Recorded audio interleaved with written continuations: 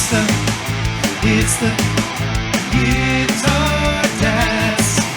It's the Guitar Dads.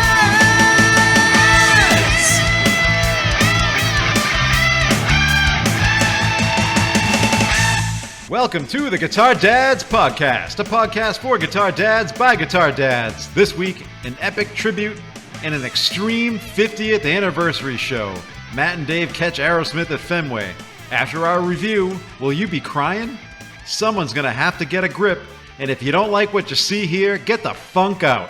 This week on the Guitar Dads Podcast. Now, the dudes who don't look like ladies, Matt and Dave. Hello everybody, I'm Matt. And I'm Dave, and welcome to the pod, episode 80, I think. Are we at 80? Wow. No, it's a 79. 79? Oh, it's 79, yeah. We're 79. We're a getting little older there. than Aerosmith. That's true. We're a little older than Aerosmith.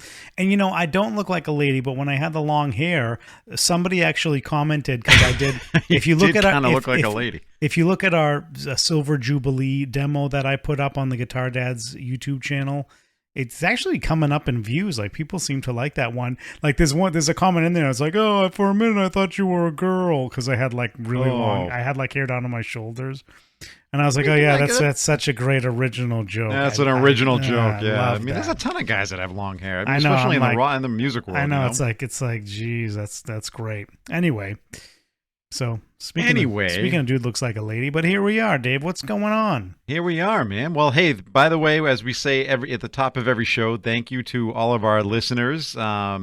We really appreciate you guys keeping this thing rolling. We love it. Come on and join us on the Instagram at Guitar Dads Podcast. Come find our private group on Facebook at Guitar Dads Podcast over there too. And we're having some fun there. It's very private. And it's very private. There's no questions asked. It's very private. It's so private. All you got to do is find us on Facebook and hit join, and then we'll approve you to join. And you're in. It's like a speakeasy type of thing. It really is like a speakeasy. And what else? That's on Twitter at Guitar Dads Podcast, and occasional YouTube stuff and that kind of thing. Anyway, and each and every week we speak to you, the listener, here. So keep coming back and keep commenting. We love to see the comments. And if you could, please leave a review wherever you stream us, because that really helps the show out. So thank you. Shall we get into it? Let's get right into it. Big events happening this week, both in our lives, big and events. In the music world, and yes. Things that we've experienced in the music world. So let's get right into it, Dave. What happened? What happened last week? Oh, and the Dataverse news and notes. Let's see. Big kind of a big show out in a little place called London at Wembley Stadium. The Taylor Hawkins tribute concert that we've been talking about for a while, and they're going to be doing it again on I think the 29th, 28th, something like that, whatever that weekend is in LA. Yep. But I have not had a chance to watch very much of it. I really need to sit down like tonight or tomorrow and really pound through it, because it was a long show. Wasn't it like total of 6 hours? Yeah. And there was like performers. It was the who's who of everybody at this thing. And I mean, so I gotta check it out. So I'll give you some highlights of things that I've seen. I posted one of them up on the Facebook group, so go check out the Facebook group, like Dave said. So one thing that blew me away that was very exciting, which has nothing to do with the Foo Fighters, is that Wolfgang Van Halen joined, Justin Hawkins and Dave Grohl on bass. Justin Hawkins is the singer from The Darkness, who's a great singer. He's in The Darkness is a cool band. We haven't talked about The Darkness because they've been around for a while, but they're cool. No, they are cool. Yeah, we got to talk about them a little bit more. You should definitely check them out. I should listen to some of their stuff because they have some cool stuff. But anyway, Wolfgang came up. They did this ridiculously awesome version of Hot for Teacher, and Wolfgang. I did see this. Wolfgang played guitar. Is this like the first time Wolfgang publicly has played any Van Halen since his dad died? Yes. Okay. Wow. So that's big. So he comes up there and he's playing his signature, WVH guitar, the one that's like the semi-hollow body that we talked about. Go back if you want to hear about Wolfgang. Go back and look at the episode where we reviewed the show that we went to, where it was a co-headline with him and Dirty Honey. That's a great episode. We talk about that. So Dave and I knew from that show, from listening to Wolfgang's solo album. Well, it isn't Wolfgang, it's Mammoth, which is what he calls his band. It's like a Nine Inch Nails thing. It's all him, but he calls himself Mammoth. And, he tours with the band, of course. So, Dave and I knew that Wolfgang had it, like had the chops. The apple doesn't fall far from the tree. It's kind of like he's on the tree. I don't know. Yeah. He's almost at the, yeah. And he shows up to this thing. And he gets up there and he absolutely slays Hot for Teacher, like you're watching Eddie play it. It was just unbelievable to watch. Yeah, it's pretty crazy. It was just such a cool moment. That's why I had to post it up on the site. So if you guys haven't seen it up on the Facebook page, if you guys haven't seen it, like go and watch it and just see how amazing it is. If you're a Van Halen fan, even if you're not, go see it. If you're just a guitar fan, a music fan, you have to check this thing out. This is crazy. Yeah. So he just kills it, and it was just a great moment. So that was one of the best moments. But that's one thing that kind of rose to the top for me. The other kind of amazing moment that is more Foo Fighters related from this show is when the Foo Fighters took the stage at the end and played a bunch of songs. Dave Grohl did a very emotional kind of intro to, I think it was My Hero, or was it another one of their songs? But the highlight was My Hero, where Taylor Hawkins' son, who's 16 years old, comes up and plays drums on My Hero with the band. And he's incredible. Talk about 16-year-old kid. And this dude, He is everything and then some. This kid's got a great, he talk about Wolfgang in the apple doesn't fall far from the tree. Same thing with this dude. Totally. So it's just he's killer. He comes up there. It's his dad's tribute concert. He's only 16. He's just a kid, and he just destroys it. Like just kills it. Sounds so good. And the band's playing, and it's like, and Dave and I like watch this, and we look at each other, and we're like, could they continue the band with him as the drummer? I'm assuming, I have to assume that they're going to. I don't know I haven't read anything about their plans. I actually haven't looked anything up because I'm kind of curious. I know they're going to go back. I know they're going to be, they've had their period of grieving, and that was a big thing for Dave, and I know they're going to be going back out. So I have to imagine that it's going to be with his son, right? But that would be the coolest thing. He's 16 years old. Who knows if, his mom wants him to be out there on tour with a rock and roll band. But, with given the circumstances, it sounds like a pretty cool thing to be doing with your life. Yeah. I don't know. Look, I'm a big, stay tuned, but I work in education. I'm a big proponent of education, but geez. Listen. This would be fun to watch. 16, you got a couple of years left of high school. Yeah. You can figure that out on the road. That's right. Figure it out on the road. And totally agree. Not go to college and get a degree. You can graduate high school and be done and not go to college and be in a band. Be in the Foo Fighters. It's kind of a big thing. I'll tell you. It's not really you say like, oh, his mom might not want him out there touring with a rock band. That's kind of the conversation every kid has with their parents, right? Like, well, Mom, I'm going to start a band. Who are they? Who are they? Well, they're the Foo Fighters. Oh, well, they're not Dad that successful. Yeah, but Dad did it. You can't go out there and tour with a band, but Dad did it.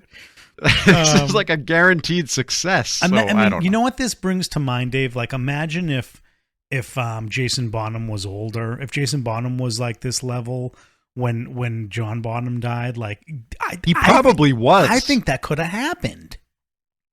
He probably was. No, how old was he when he was like a little. He was like 4 years old. No. I'm just saying, like I'm just saying he was as good. He was good for. He's been.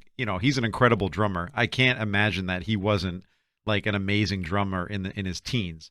And what I'm saying that's what I'm saying. Yeah. If John Bonham lived Led Zeppelin longer, No. I'm saying if Jason Bonham, if let's play Fantasyland here. If Led Zeppelin had decided to like pick it back up and continue on, at some point in their career. I mean, could they have like picked up Jason Bonham and just kept on going? I mean, they probably no. could. That's what I'm saying. But it would have been like if it would have been cooler, like what we're talking about now, like a year after his death.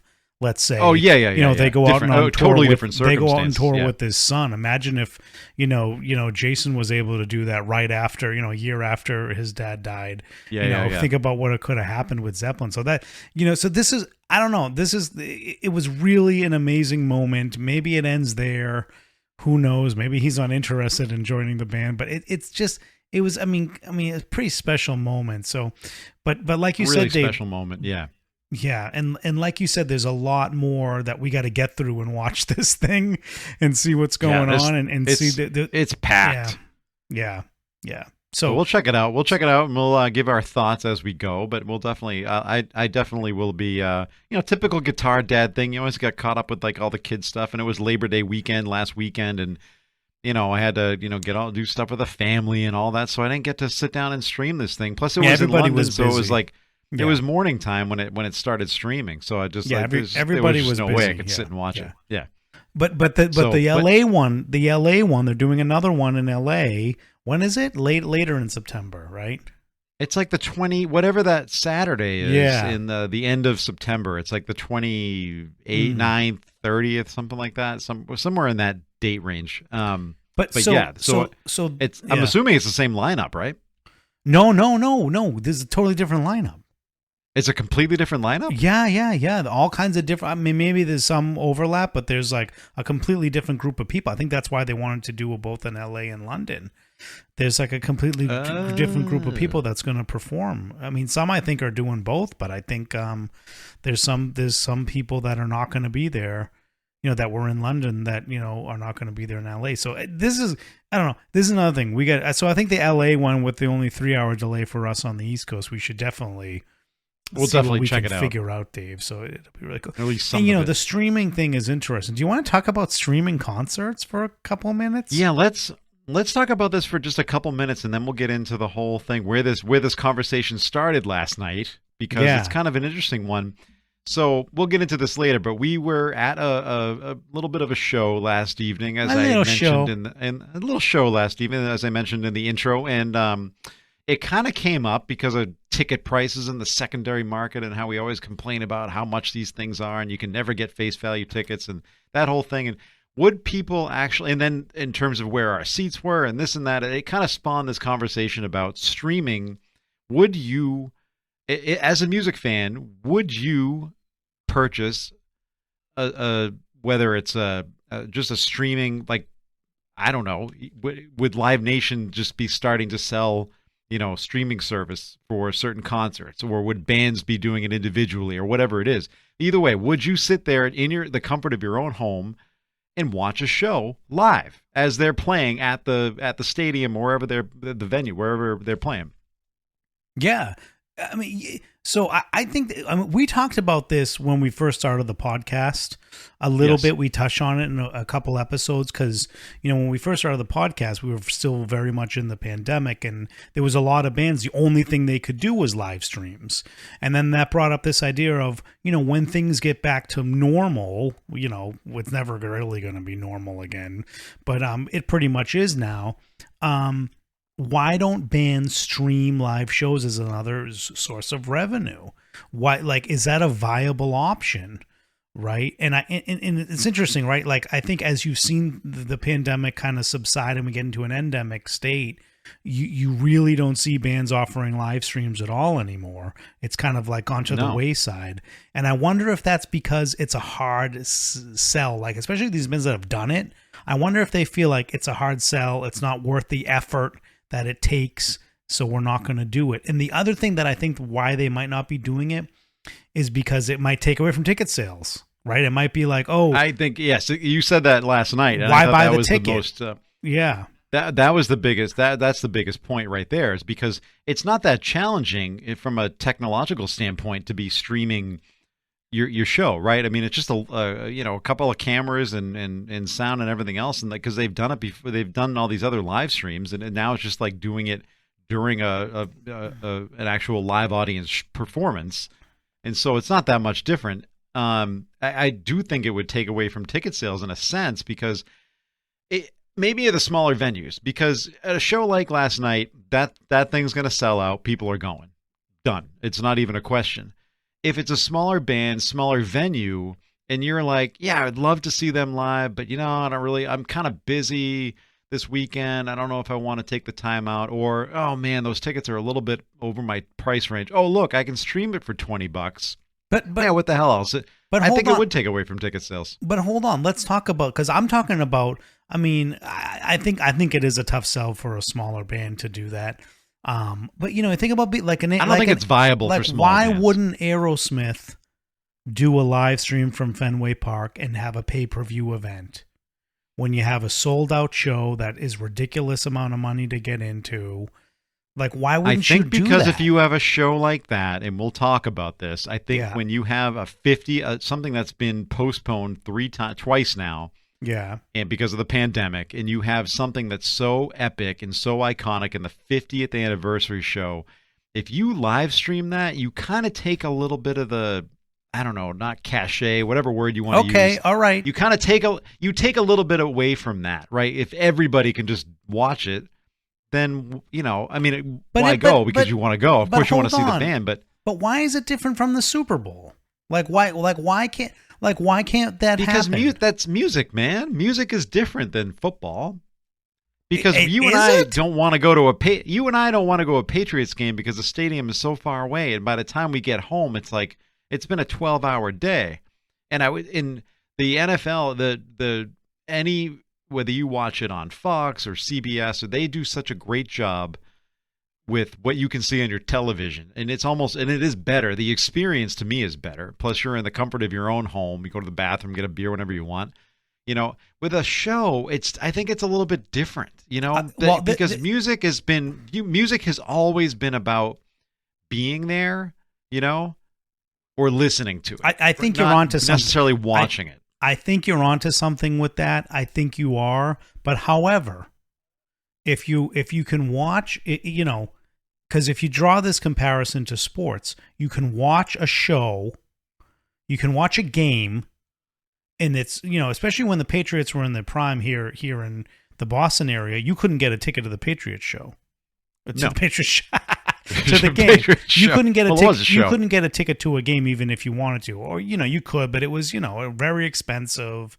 They pay you, they charge you to park. It's ridiculous, But they were sold out every single game. That's right. So why if a band is going to operate like that, like the biggest acts in the world, the Stones, Aerosmith, U2, if they're going to operate like that, why not do like a big pay-per-view live stream event to bring it to the masses in the world? I think it's an untapped source of revenue that these bands need to figure out. I think it's way too obvious. I think they've thought of this, and I think there's got to be reasons why they're not doing it. And I don't know if necessarily from the larger band, from the bigger bands like the Stones and the people you mentioned, I don't think those acts are necessarily worried about ticket sales because they really don't have a lot to lose, right? Because they know they're going to sell out whatever venue they go to. But isn't that if but of course they've thought about it. If they could do 2 or 3 live streams a tour and almost triple, what they bring in revenue, like why not do this? So I think your point is it dilutes the experience a little bit. It definitely dilutes the experience, especially a show like last night. If I'm there last night at Fenway and I know it's being live streamed to fans, that's just like when I'm at a Red Sox Yankees game and I know it's being broadcast. Like that almost adds to the excitement of the thing. I think bands need to get hip to this. What I'm saying is figure this out. I understand what you're saying. I don't think a show last night serves as a good example for this. I think if you're talking like a general tour and in the average band going out there doing their big tour for the year, I think that is a separate conversation. I think some of these, these legendary bands, like the ones you mentioned, like the one we saw last night. Yeah. I think that because there's almost at this point, they're so old, there is a real finite amount of time to see these guys.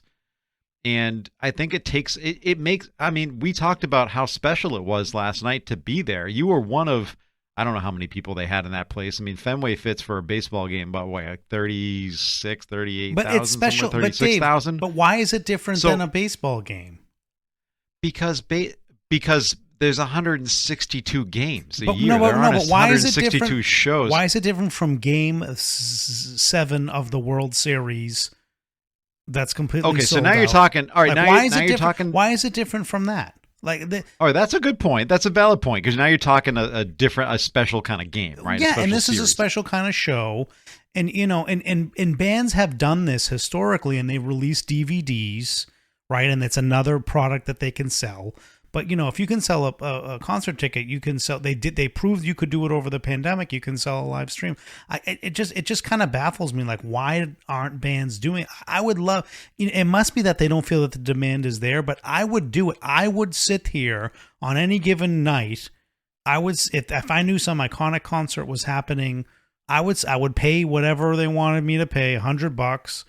And I would want, maybe that's what it is. They feel like they need to. But would you for a smaller show? No. But for like a big band that I really like, if it's Guns N' Roses, or something like that. I mean, they did it the other reason I bring this up is they do it for this Taylor Hawkins thing where all these partners are live streaming in, and it's going to be rebroadcast in certain ways. Like, why aren't bands it's a different most thing, iconic man. That's bands, a different thing. It is, but why aren't the most iconic bands in the world doing this and taking advantage of this to bring the live experience to the masses? It's really an odd thing that they don't. I don't know if it's an odd thing, and I bet they thought about it. I just feel like music is very different than sports in terms of the live experience. And how many shows have we talked about in our past that we've gone to, we've enjoyed, we've loved, but the part of the experience was the fact that we were there. We were physically there. But people, even last night. But Dave,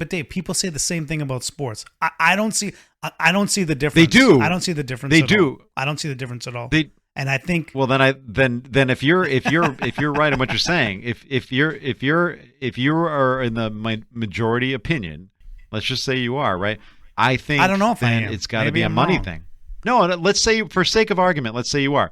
I think then the bands are coming out and saying it's not lucrative for us to do this, to put the effort into this because we don't think the demand is there. I think that's what it is, and maybe like in the other thing, like to come full circle, they might feel like, well, if we do that, why would people come to the show? I think they're worried about playing. They're worried about playing a 3/4 empty arenas. I think that's what they're worried about. I don't think you're right. Well, now, but Aerosmith and the separate Stones, the conversation. But Aerosmith and the Stones and exactly. Springsteen, they're not worried about playing to a half-empty arena. They're charging $500 a ticket. So it seems really ridiculous to me. But maybe you're right. Maybe there's something about music that isn't conducive to this, and it's not going to work. So anyway. We should move on, but music is such a music is as much to me a much more personal. Maybe I'm in a minority with this belief, but music is such a more personal experience than a sporting event, and I'm a huge sports fan. Yeah, but yeah. When I go to a concert, I come out of that with such a different feeling than going to a baseball game, a football game, even a playoff game, right? So. I think you're probably right about that. Emotionally, I'm getting more out of the concert than I'm getting out of a game. Yeah, I mean, because I can see a game every year, every week, every night, whatever it is, name the sport, and I know that I can also see special games. Maybe the Reds. We're talking about Fenway, so let's talk Red Sox. Red Sox at some point will be back in the World Series, maybe one of these days, and then I'll have an opportunity to go. Whereas like Aerosmith. We don't know. With this, last night might have been the last time you and I actually get to see them. Yeah. So let's shift over that. Speaking of these special experiences, so let's talk about what happened last night. So last night, kind of a last minute, we said we were going to do this, and we did. Yeah, we did it. We're the guitar practicing dads. What we preach. We come through. Exactly. So on Sunday, I said to Matt, "Hey, we're going to Aerosmith. I'm going to be tooling around on this, so that we're as pull back the curtain on the behind the scenes here. We're recording this on a Friday night, show is on a Thursday. On Monday, I said, I'm going to look at ticket prices because everything's secondary market right now because this show's been postponed twice. And I found a couple reasonably priced seats, and I said, they're not the greatest of seats, but I've seen Aerosmith like 8 times. I'm good. I just want to be at this 50th anniversary show. This thing has been pumped up and hyped for so long. I've got to go. So we went. Yeah, you want me to say something? There you now? go. All right, I thought so you were there- going to give you a so review of that the was show. That was this week's Guitar Dads podcast. Anyway, So we went last night. So I posted on Now- the Facebook page. I posted on the Facebook page earlier today because we have been complaining on this podcast about how Fenway is not a good place to see a show. And it isn't. And I was still being a curmudgeon when Dave's like, what about this ticket? This seems good. Whoa. A spider just like went right in front of my face. Like it came down from my I saw from my that. ceiling. Did you see that? I think I did. That or was maybe crazy, it was just your hand in man. the way. I'm not really afraid of spiders, but Jesus, that was like right on my Hey, face. somebody doesn't want us talking about this show. Oh my God, that was creepy. Anyway, so Speaking of what cursed, the hell was I even um, saying? That was weird. you were talking about the seat, the tickets. Oh yeah, What? yeah. What? Well, I don't even. we were talking about how we don't think Fenway is a great place as a music venue, and it's like not. it's not worth it. The seats you get aren't good. You can't really see. Well, let me tell you something. I renege on all of that. To see a show at Fenway Park is really pretty damn cool. And yes, the to sound. see this show at Fenway The Park. sound isn't great. It suffers because it just kind of goes up in the air and over your head,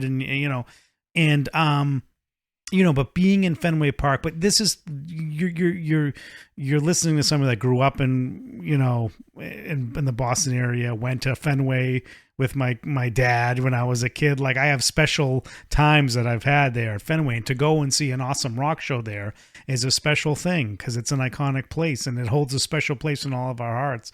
So that's cool, and I underestimated how cool that was going to be. That's right. So, And I think to your point earlier about the people that would live stream and the people that see the secondary market and like, you know what, I can't afford that, but I want to see this show. Yeah, I could see people wanting to live stream, but yeah. So the show itself. So we got there. The ticket said show starts at 6:30. We looked this up, and it was so Extreme, another great Boston band. I mean, you guys know Extreme, right? incredible. It was actually the first rock Boston show I ever band. saw. Yep. We were told they were going on at 8:00, and we figure, okay, let's just show up around 8. And we showed up around 8, and we're like, is that Extreme? And as we're walking towards the park, yeah. and yes, it was. So we missed about 3/4 of the show. Yeah, we were walking to our seats. But the songs we did see, yeah. We're walking- but the song, yeah. Go I was ahead. going to say, we were walking to our seats and they bust into More Than Words. More than words. It was very romantic walking is into More Than all Words. I ever want. That you know that one? You know it? Yeah, of course. But anyway, let's now that we want to glance over Extreme and Nuno Betancourt, we need to talk about Extreme, by the way, in the next. But let me tell you pods something from now. about Nuno Betancourt.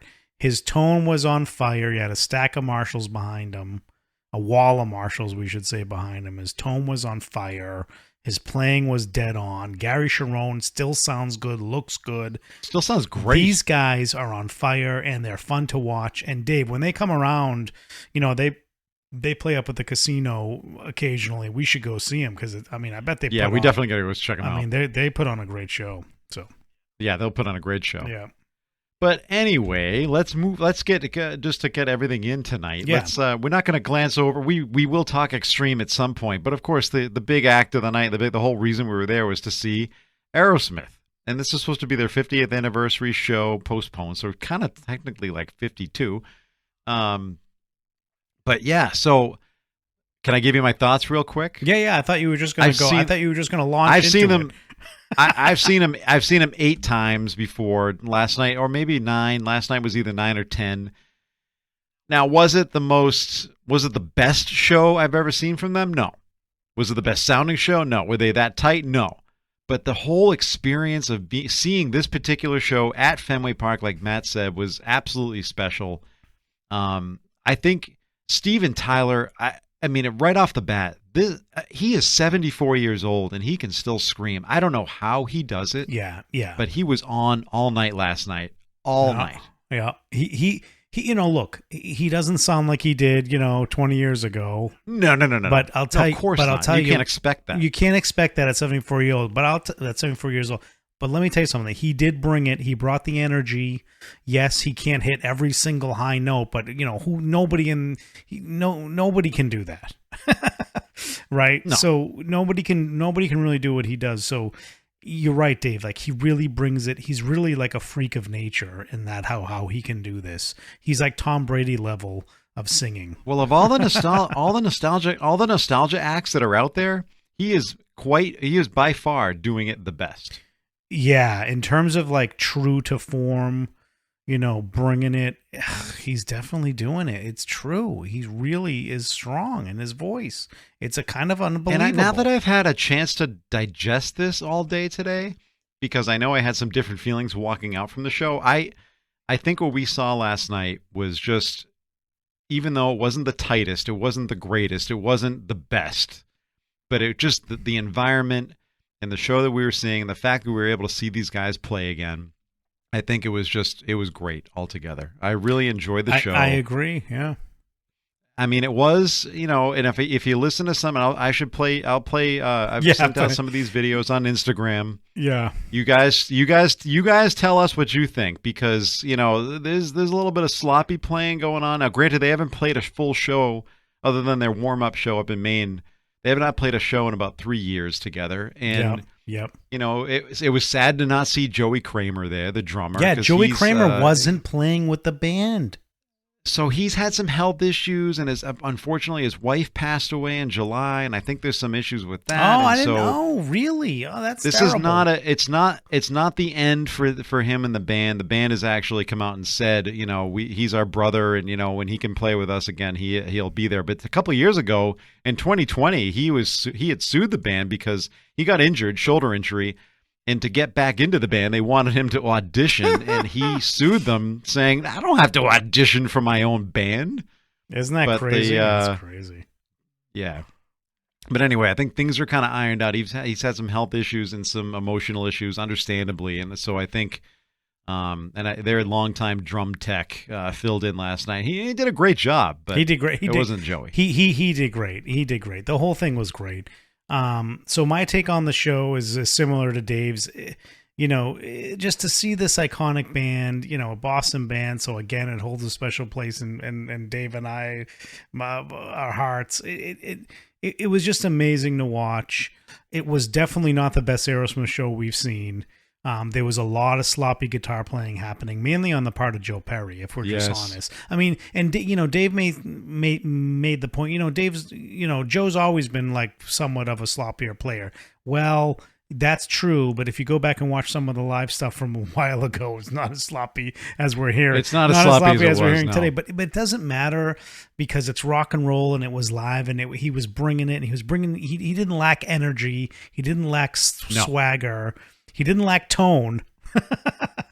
When you could hear it. There were a lot of technical. I think there were, again, you guys go to Instagram and watch some of the videos that I'll post, and you tell us, because there's a lot of technical issues that we noticed last night.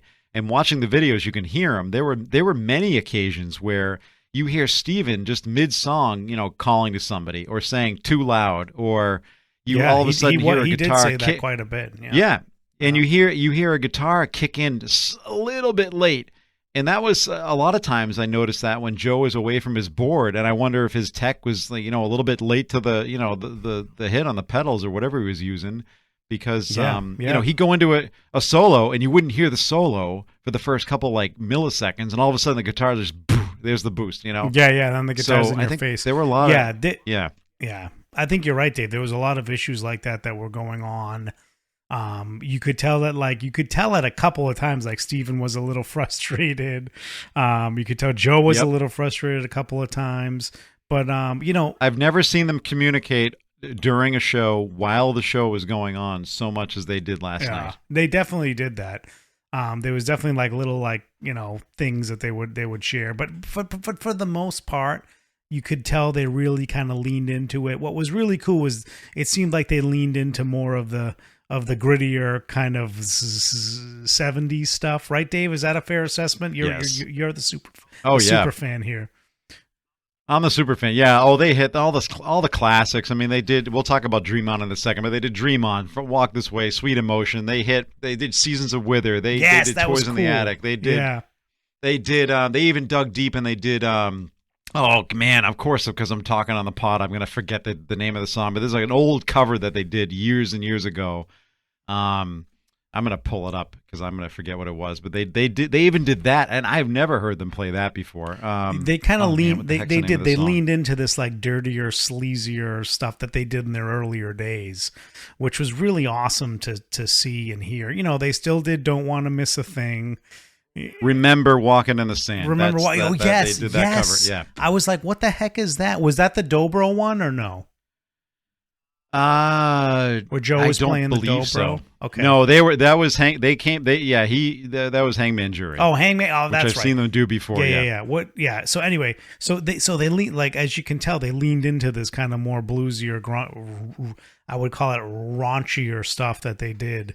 Same old song and dance. Same old song. Yeah, they did same old song and dance. I mean, this was awesome. I mean, to hear those songs was just awesome, right? It's like, you know, when Dave and I have seen them, they haven't leaned into that stuff because they've been supporting an album whatever album they had out at the time, and they would really heavily support that, and they would play the classics, but you would hear you would only hear a handful of them, and this night you really heard a lot of them. So it was, you know, for an Aerosmith fan, it pretty much gave you what you wanted.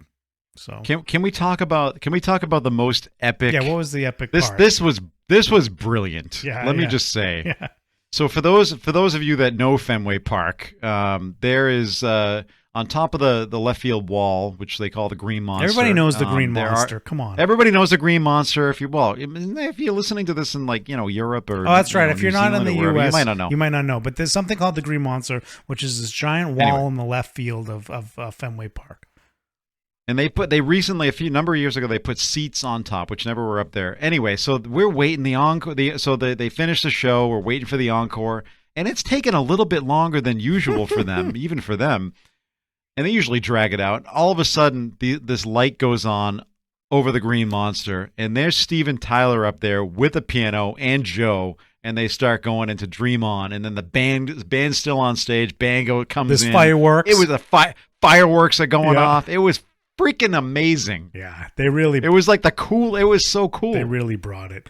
It was really cool, and it was a great experience overall, and I'm really glad I went. And now I'm not so turned off to Fenway Park anymore. I'm going to have to go see more bands there, Dave.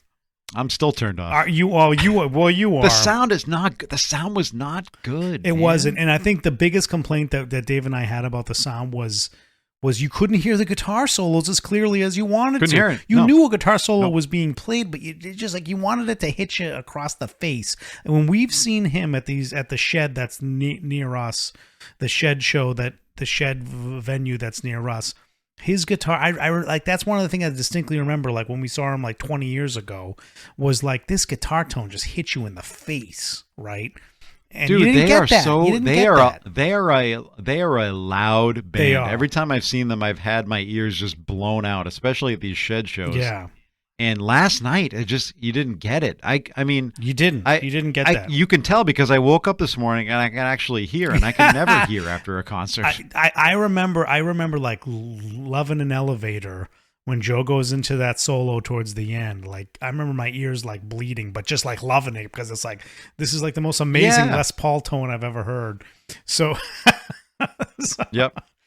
Although he was playing on Love last night, he was playing the Junior. He played the Junior. Right. Oh, that's right. He did have a Les Paul. Sorry, you're right. Yeah, they opened it. Yeah, he played with the He played the But Junior. I remember like the Junior. shows that we've seen him on. I mean, we've seen him. You know, we saw him at the the TD Garden, and my ears were blown out there. But yeah, so you didn't get that at Fenway. So that's a little disappointing. But at the same time, overall the experience was awesome. And I'll go to more shows at Fenway just because it's a fun time.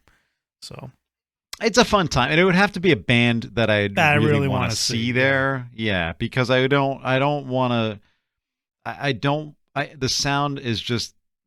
It's just mediocre to me, where it's not worth spending the kind of cash you need to get into that place to go see a band. And if it's like, you know, I don't know how the sound was for the stadium tour with Def Leppard. It was terrible. We talked about this. Did we talk about this? Yeah, it's terrible. I don't remember. I must have been drunk. I heard that Motley's song was not good, but Def Leppard's was better. So can we really quickly touch on what we talked about last night? All right. All these bands, all these nostalgia acts that are out there. Steven Tyler's out there killing it last night. I mean, even Mick Jagger can still sing. Bruce can still sing. All these guys that are still out there doing Bruce, it. Even yeah. Joe Elliott of Def Leppard can still sing. It is an absolute embarrassment that Vince Neil thinks that he can charge money for the crap that he is putting out there. It's a literal disgrace.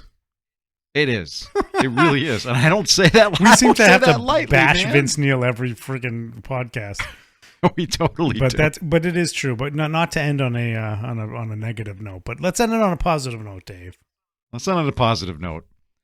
I mean, it was epic. You know that next year that Aerosmith is going to be becoming a Fenway because it was such a huge success. They blew the records. You know the capacity records out the door. You know that's an important piece. They actually broke the attendance record for Fenway Park. Yep. That's saying something. I think they'll be back next year. We are definitely going to have to go, and we have to figure out better seats for sound. Yeah, I think that's right. Cool, man. Well, that's where we're at.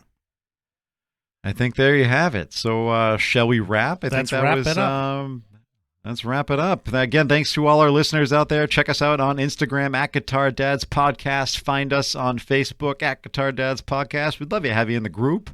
And make sure you toss in a review, down below or wherever you are right now, because that's going to help out the show too. So we really appreciate everything that you guys can do for us.